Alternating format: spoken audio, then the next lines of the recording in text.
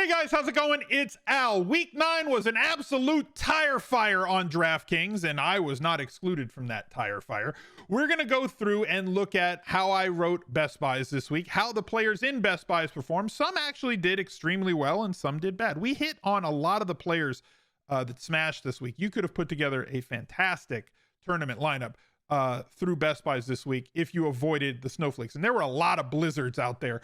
I posted my worst lineup of the week, which scored like 48 points out of my 150 that are in the Millionaire Maker. It was bad out there. If you played Lamar Jackson doubles, you found your way to the cash. If you played Nick Chubb, you found your way to the cash. We're going to look at every single bit of it. We're going to go over my high stakes lineup, my 150, the cage match, see if I won or lost, the guillotine league on the 06010 podcast. We're going to take care of all of it as fast as possible. So let's go. He's a legend. Let's start, as we usually do, by going over Best Buys this week and see how everything went. So I'm going to go through this as an article that I write for ESPN Plus. If you have that Disney Plus subscription, you can bundle it and get ESPN Plus. You get a bunch of other things as well. A lot of video content, a lot of behind the paywall content, and you also get this article. And it really doesn't cost all that. I think it's, what's like $5 a month or something like that. Or if you bundle it with Disney, which is something you probably already have anyway, it really doesn't end up costing you anything else. Also, thank you for coming to the second channel to watch the recap video. Drop a like on the video, subscribe to the channel, ring the bell, all that good stuff. Starting at quarterback, Josh Allen. He sucked yesterday. Played the wrong Josh Allen, apparently. I know that's the joke, right? Like everybody makes. It's like, what's the TikTok that the guy makes where he tells dad jokes and he does the dad laugh? Yeah. Played the wrong Josh Allen this week.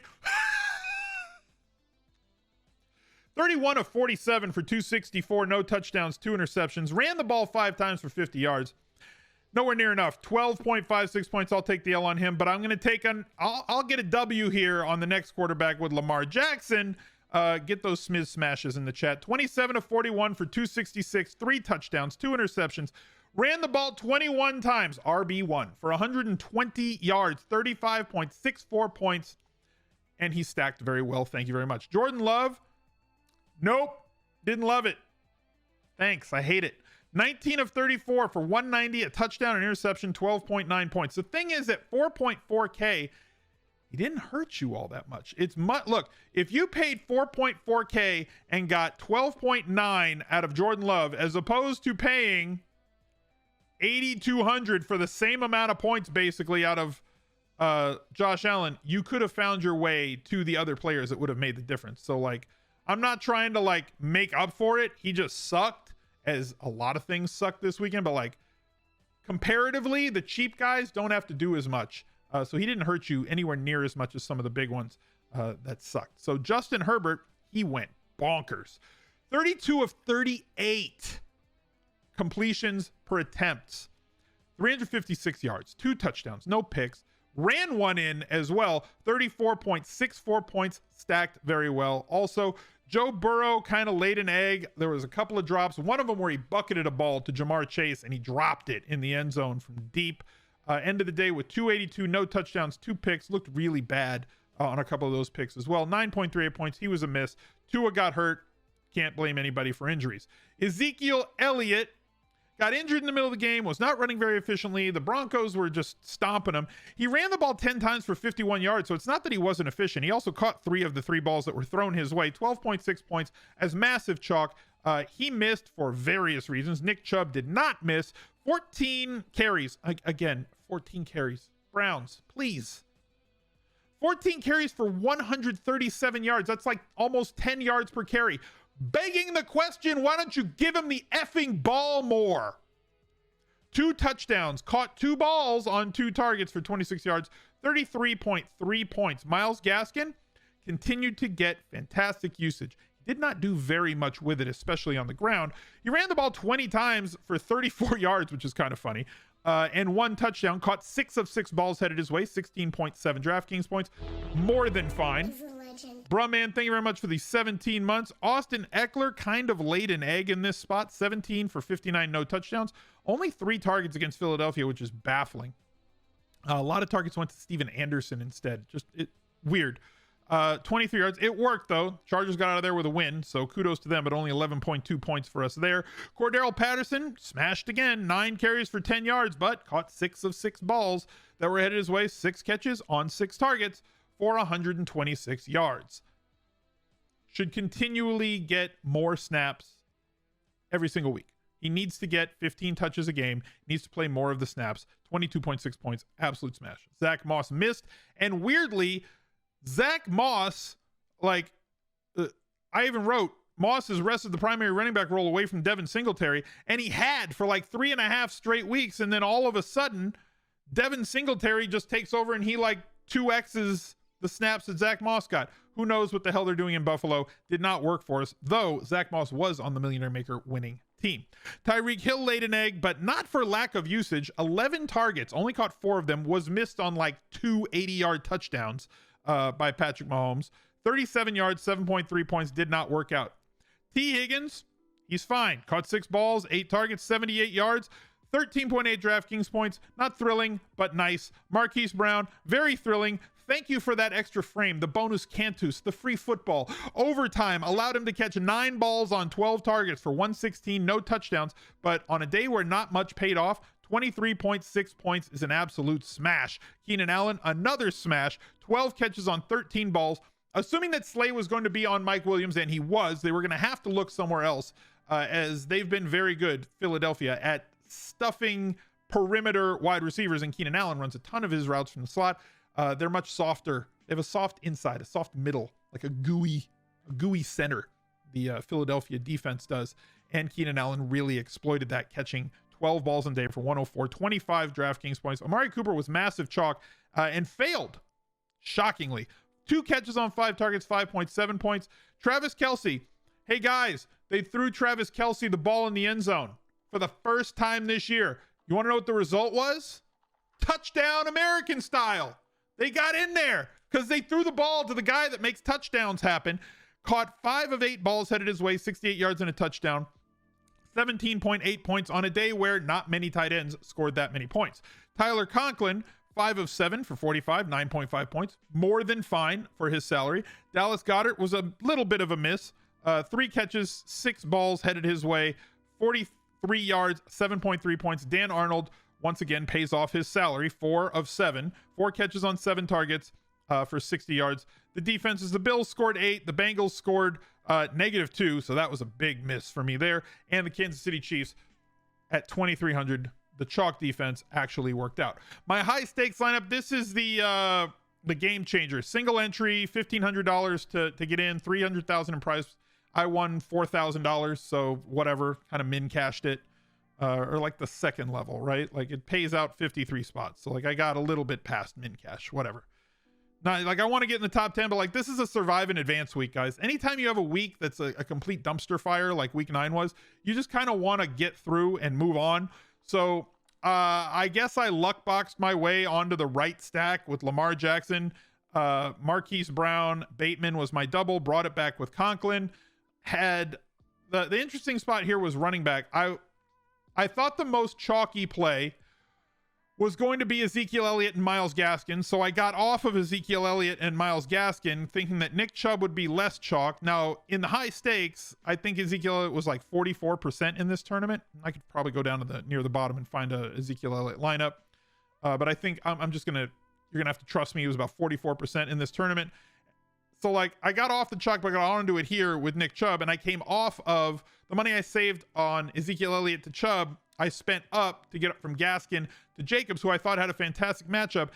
And like just after halftime, he had like 76 yards, 3-4 catches, and they just ignored him the rest of the way at 8%. So he was absolutely fire until that happened. It just didn't end up paying off. Tyreek Hill did not pay off. I like to get off of the chalk defense, and playing the Chiefs defense, obviously they paid off at 2,300. They're like 12 or 14 points. But I want to get away from that because defense is so highly variant. I also thought the Bengals were going to be highly played. So I went to the Raiders, knowing how much the Giants turned the ball over with Daniel Jones at quarterback. They got 6 points. Didn't help me, didn't hurt me, but as is, I cashed in that tournament. Millionaire Maker. On a day where no stacks and double stacks work, this was my best lineup. Lamar Jackson, Nick Chubb, Carlos Hyde. got 20 touches, but like was not used in the passing game at all, which is what I kind of thought he would be.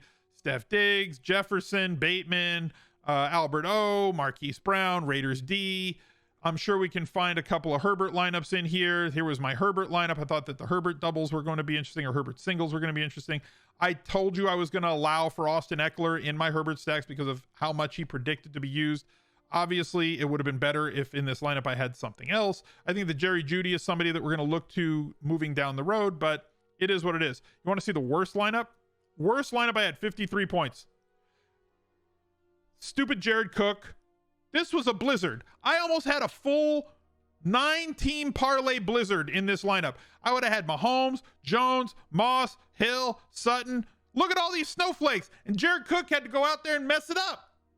Come on, man. I wanted the full blizzard. I wanted a full-on Dairy Queen sponsored lineup.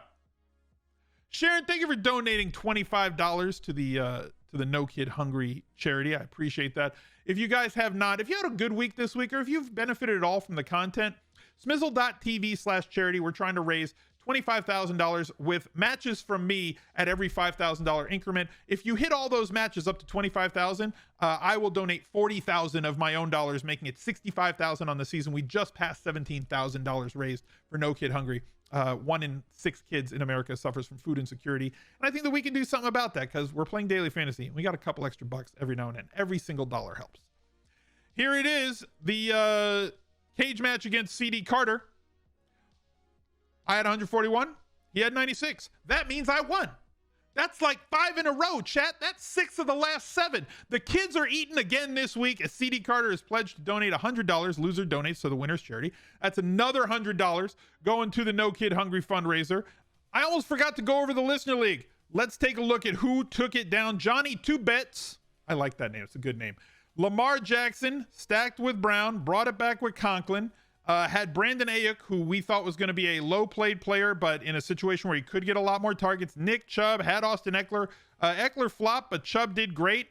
Steph Diggs, still waiting on that explosion game from him. I swear to you guys, it's coming. At some point, it's going to get there. The Browns defense absolutely just pummeled Cincinnati. And Hunter Renfrow, the fall guy, pretty safe for like 12 to 18 points every single week. He got in there to the end zone this week. On 7 catches for 49. Congratulations to him. Spiked F Bats, a can opener. Got one of his lineups in there. CPR 507. M Hunkler. Ranger Rick. I remember Ranger Rick. We Nap. Could use a nap. Famous Mortimer.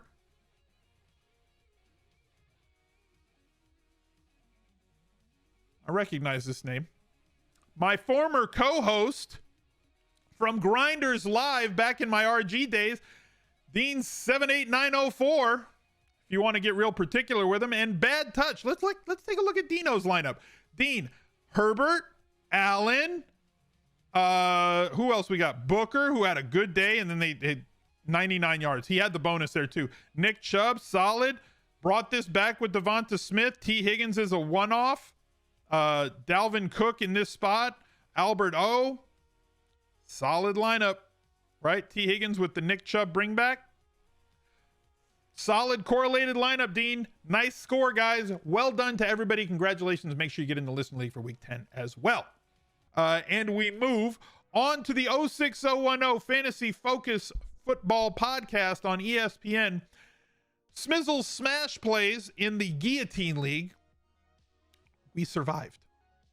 We're on to week 10. Now, you guys know I've got Derrick Henry, who I lost. So, like, I don't think I have any chance of winning this. It's going to take a whole lot. I picked up Saquon off of waivers. Can you see that? I picked up Saquon off waivers to put on my IR before Derrick Henry got hurt. Think, well, I'll have Henry, and then I can plug in Saquon, and that'll be my RB2. I just have to make it to week 11 after their bye week, and I'll be fine for the rest of the season. And then I lost Derrick Henry, and then I just lost Chase Edmonds this week to injury, so he's questionable. I picked up Nyheim Hines, and he worked out like gangbusters. Got me 20.8 points this week.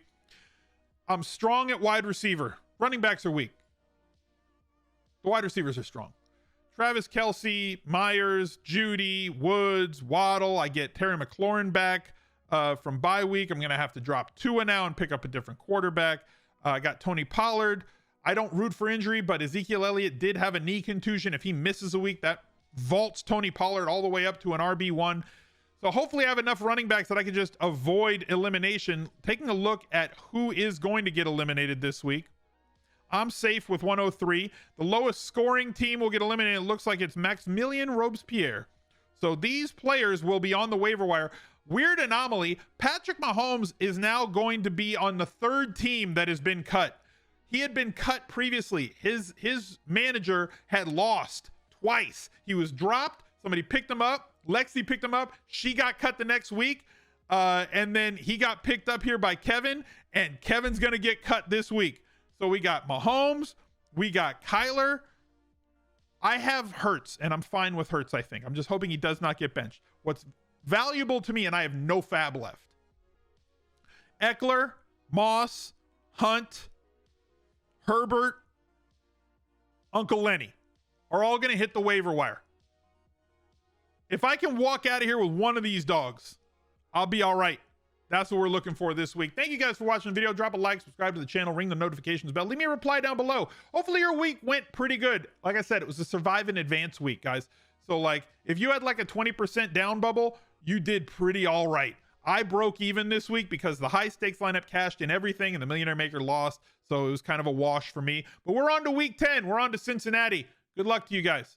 Look out for another video right there. He's a legend.